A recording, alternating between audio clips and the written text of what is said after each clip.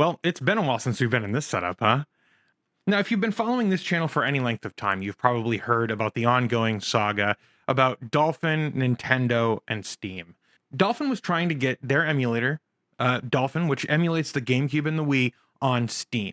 And for a while, things seemed to be going pretty well. It seemed like Dolphin was going to be able to distribute their open source emulator on Steam.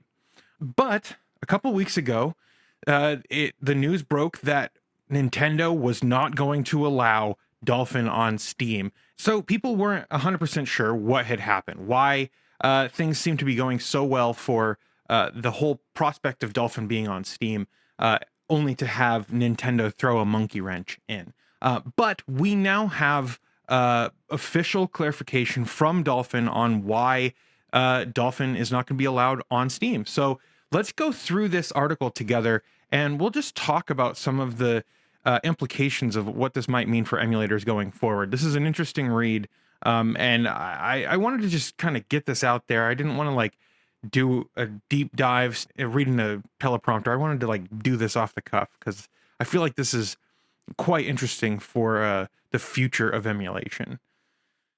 But before we get into the article, I want to thank this video sponsor, Micro Center. Micro Center is one of the largest consumer electronics retailers in the US. With over 30,000 products in stock, there's something for everyone. Students, IT managers, and gamers alike trust Micro Center for their computer and electronic needs. If you've been following my channel, you know that Micro Center just opened their Indianapolis store.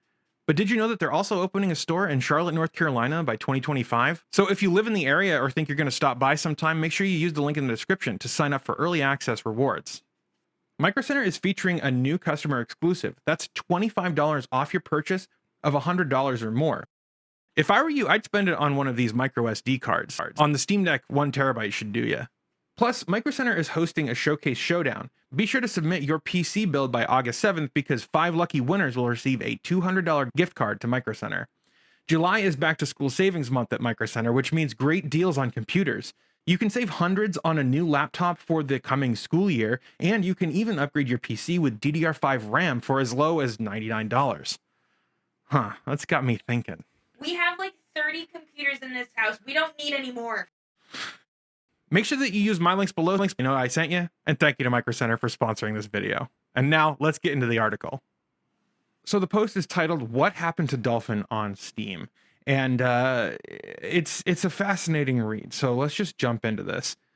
Well, that blew up, huh? If you follow emulation or just gaming on the whole, you've probably heard about the controversy around the Dolphin Steam release and the Wii common key. There's been a lot of conclusions made, and while we wanted to defend ourselves, we thought it would be prudent to contact lawyers first to make sure that our understanding of the situation was legally sound. This took some time, which was frustrating to ourselves and to our users, but now we are educated and ready to give an informed response. Now, we'd like to thank Kellen Voyer of Voyer Law for providing us with legal counsel on this matter, and to be clear, all of the analysis below is specifically regarding US law. Without further delay, let's begin. What actually happened? First things first. Nintendo did not send Valve or Dolphin a Digital Millennium Copyright Act DMCA Section 512C notice, commonly known as a DMCA takedown notice, against our Steam page. Nintendo has not taken any legal action against Dolphin Emulator or Valve. And to be clear, a DMCA takedown notice is, from my understanding, legal action. Like if you don't comply with a DMCA takedown, then they have the right to sue you under the DMCA. So what actually happened was that Valve's legal department contacted Nintendo to inquire about the announced release of Dolphin Emulator on Steam. In reply to this, a lawyer representing Nintendo of America requested Valve prevent Dolphin from releasing on the Steam store, citing the DMCA as justification. Valve then forwarded us the statement from Nintendo's lawyers and told us that we had to come to an agreement with Nintendo in order to release on Steam.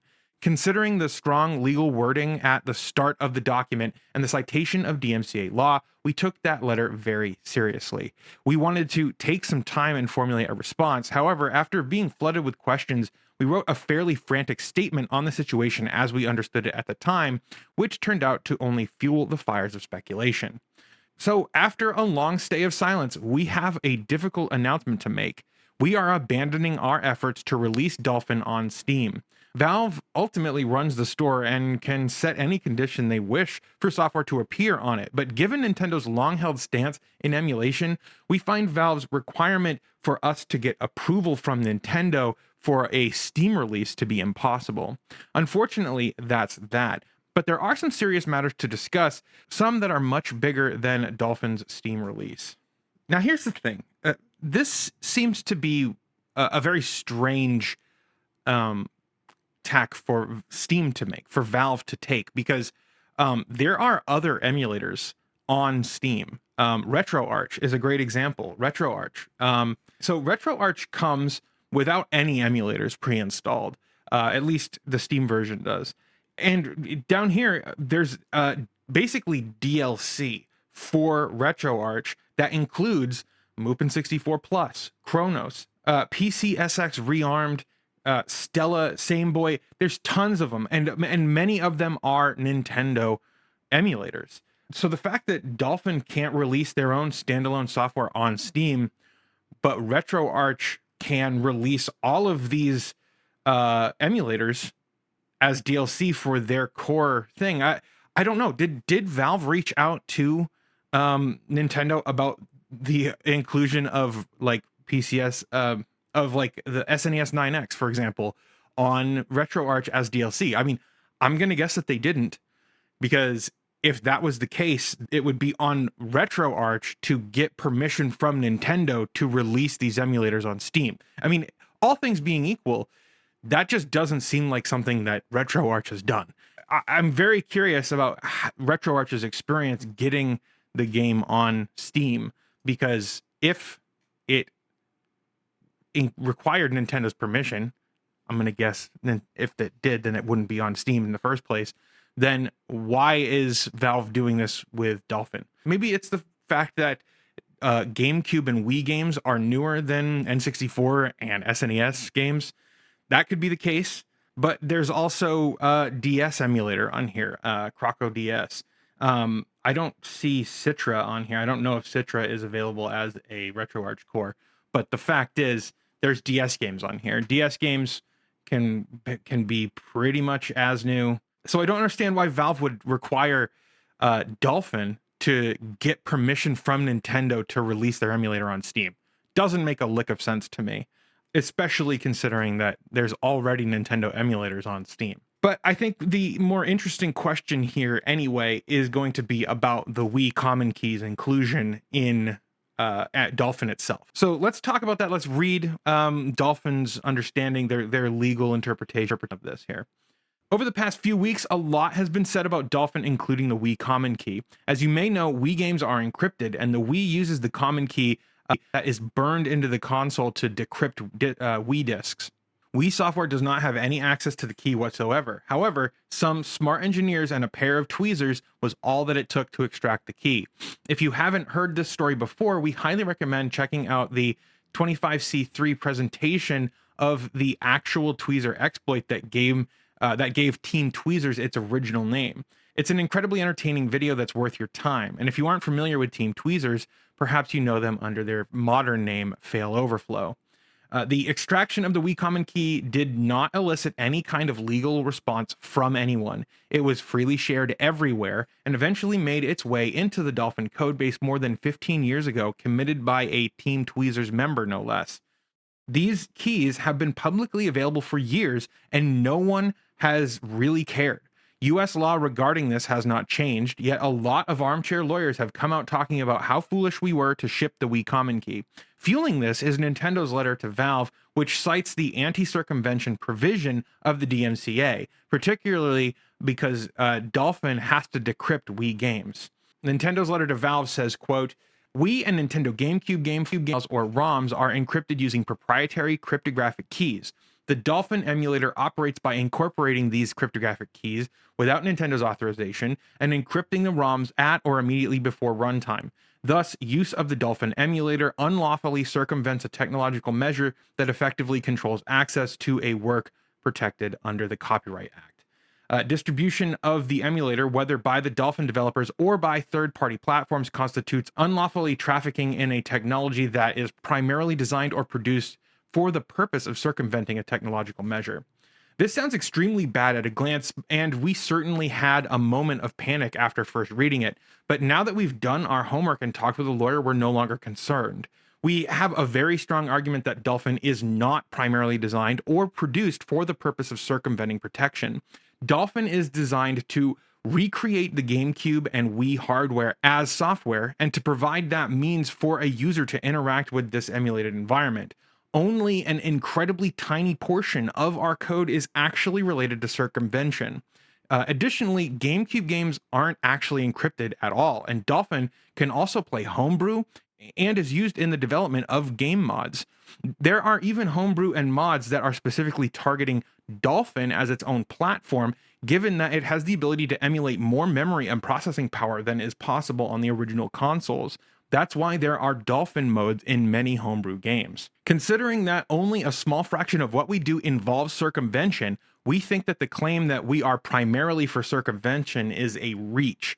We do not believe this angle would be successful in a US courtroom if it were ever to come to that. The reason the lawyers representing Nintendo would make such a leap is because they wished to create a narrative where the DMCA's exemption do not apply to us, as these exemptions are powerful and widely in our favor. Of particular note for Dolphin is the reverse engineering exemption in Section 17 USC 1201, which states that a person may develop and employ technological means to circumvent a technological measure or to circumvent protection afforded by a technological measure in order to enable the identification and analysis under paragraph 1 or for the purpose of enabling interoperability of an independently created computer program with other programs if such means are necessary to achieve such interoperability to the extent that doing so does not constitute an infringement under this title. Now, Dolphin is an independently created computer program that is circumventing Wii disk encryption for interoperability with Wii software. According to this exemption, this does not constitute infringement under 17 USC 1201. This exemption even allows distribution of information collected through circumvention, like encryption keys, if it is for software interoperability. Now, the thing is, the Wii common key is just a string of bits, and while they might be able to trademark something like that, I don't think you can like copyright or patent a single number. It's just not possible. And the fact is that Dolphin has the law on their side on this one. They said that people were emailing them demanding that they remove the common key from their code base. But according to Title 201 of US Code, they don't have to do that because that small amount of code, the Wii common key, is required by the code, by the software that they're trying to emulate in order to produce the emulation. Emulation is protected under this law. And so the fact is, even if that number was owned by Nintendo, even if Nintendo used an image of their logo as the encryption key, and then Nintendo tried to sue them for trademark infringement, guess what? That wouldn't stand in a court of law, not only because of this title, 17 USC 1201, but there was already a lawsuit that disputed this. Sega versus Accolade. Back in the Genesis era, Sega actually included their logo with every game cartridge, and the Genesis actually had to check for that trademarked logo of Sega as if Sony had like licensed the game to be run on a Genesis. So Accolade didn't want to go through the expensive process of getting their games licensed by Sega, so they went through and reverse engineered the security system on the Genesis. The Genesis had this thing called TMSS, I believe it was called, and basically Accolade discovered that in order for their games to be able to run, they had to circumvent the Genesis's security system. And what that meant was that they had to include Sega's intellectual property in their cartridges. So when Accolade did this, Sega sued them, and Sega lost in the Ninth Circuit. The Ninth Circuit ruled that Accolade's use of reverse engineering to publish Genesis titles was protected under fair use, and that its alleged violation of Sega trademarks was the fault of Sega. And this Wikipedia article goes on to say that this case is frequently cited in matters involving reverse engineering and fair use under copyright law.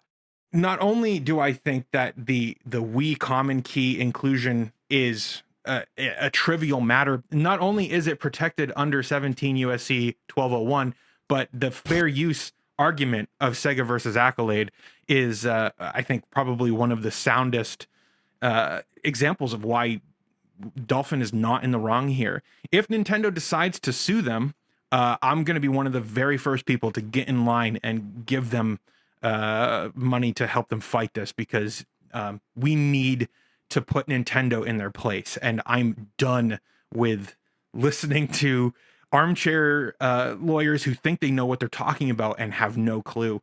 Or people like simping for Nintendo, because Nintendo has never done anything for you. So don't do anything for them. They don't deserve, like, they make pretty good games a lot of the time, but they don't deserve undue adulation. They don't deserve to be fawned over. They don't deserve to be protected. They are a corporation. They're publicly traded. Their only goal, their only reason for existence as a publicly traded company is to profit their shareholders. They provide dividends for the people who have invested in their company. And as far as I'm concerned, I have zero sympathy for any publicly traded company. So when it comes to gaming, when it comes to emulation, emulation is, as long as it's done ethically, as long as it's done in a way, reverse engineering and steering clear of like obvious pitfalls like piracy, I think that emulation is pretty much always in the right. I think that emulation, especially of Nintendo consoles, is always in the right. I think that's going to do it for this video. Thank you so much for watching. I hope you like this format. I might do more of this in the future if you guys enjoy this more intimate kind of thing. Let me know in the comments how you feel about it. Well, I think that's going to do it for this video. Thank you again to Micro Center for sponsoring. They are so cool and easy to work with. I love Micro Center, so use the links below so they know I sent you. I want to thank all the fine folks that you see over here. These guys support the show. Patreon, YouTube, ViewSync subscribers, you guys are amazing. You're what keep the lights on here, and I really appreciate that. That's going to do it for now, though. Thank you so much for watching, and I'll see you guys in the next one.